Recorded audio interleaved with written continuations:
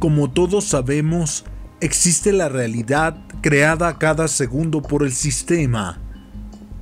Esa realidad puede no ser tan favorable a ti y siempre está tratando de influir en la realidad que tú estás creando, esa que deseas y anhelas, y el sistema siempre estará ahí para complicarte tu misión o lo que quieres alcanzar. Pero también es una realidad que eres tú, con tu pensamiento, el que puede lograr lo que desea, siempre y cuando te mantengas firme y no te distraigas de la meta. Y esto depende mucho del tipo de programación que has estado recibiendo desde que naciste.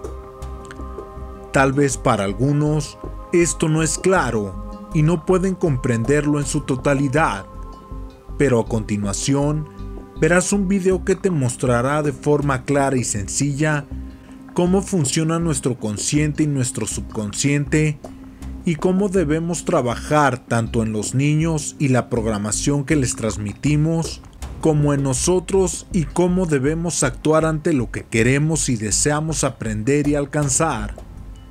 Lee con atención la siguiente información. 95% of our life is coming from the programs of life, how to live life that we get in the first 7 years of life. And that's why poor people stay poor and rich people stay rich. The movie The Matrix is not science fiction. It's a documentary.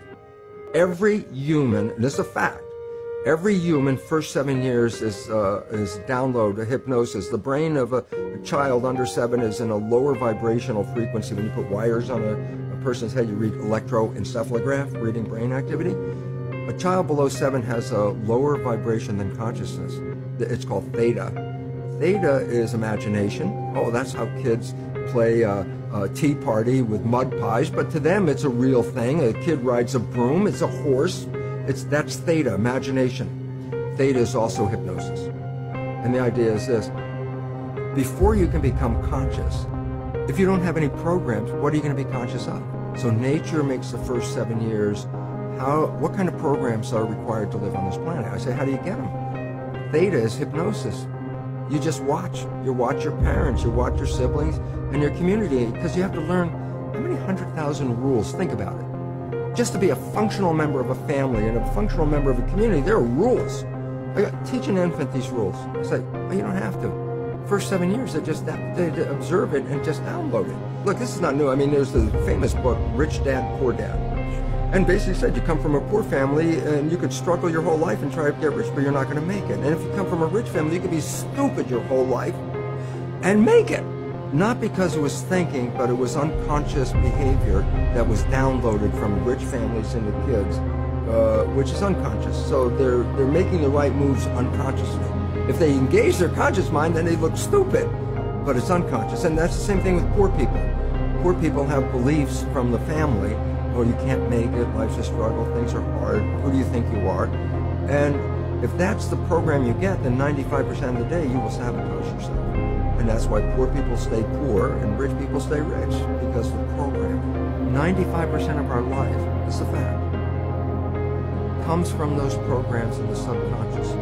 Every day, only about 5% of their life are you using conscious, which is creative. 5%. So your life is being lived, even though you think you're living your life. Exactly, and you don't see it because it's called subconscious, below conscious. And the Jesuits, for 400 years, they were boasting. People didn't understand. They say, give me a child until it's 7 and I will show you the man.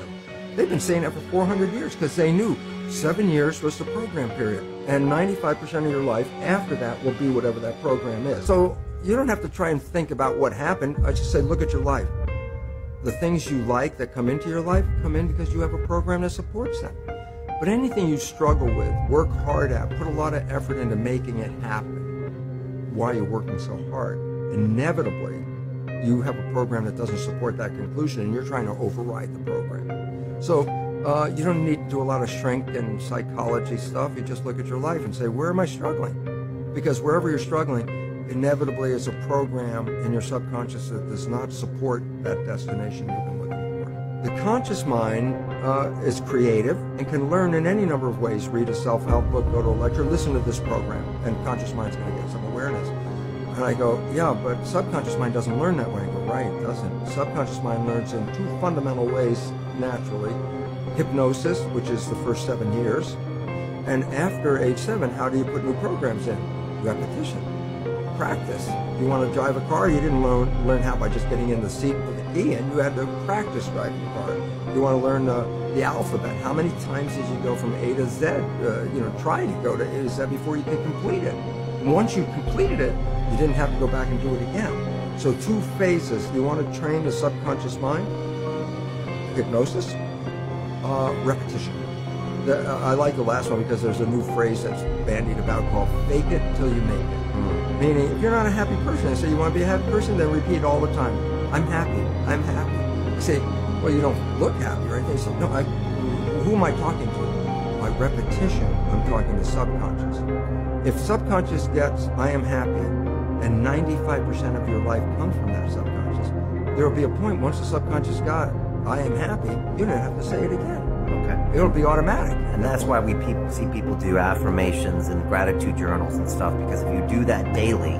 It's repetitive. That's the secret part. Look, putting a sticky note on the refrigerator is more like a suggestion, but it's not a repetition. So it doesn't work very well. But you have to do... Repetition is a habit. It's making habit. So you got to do something religiously in the sense of repeating it, repeating it, repeating it.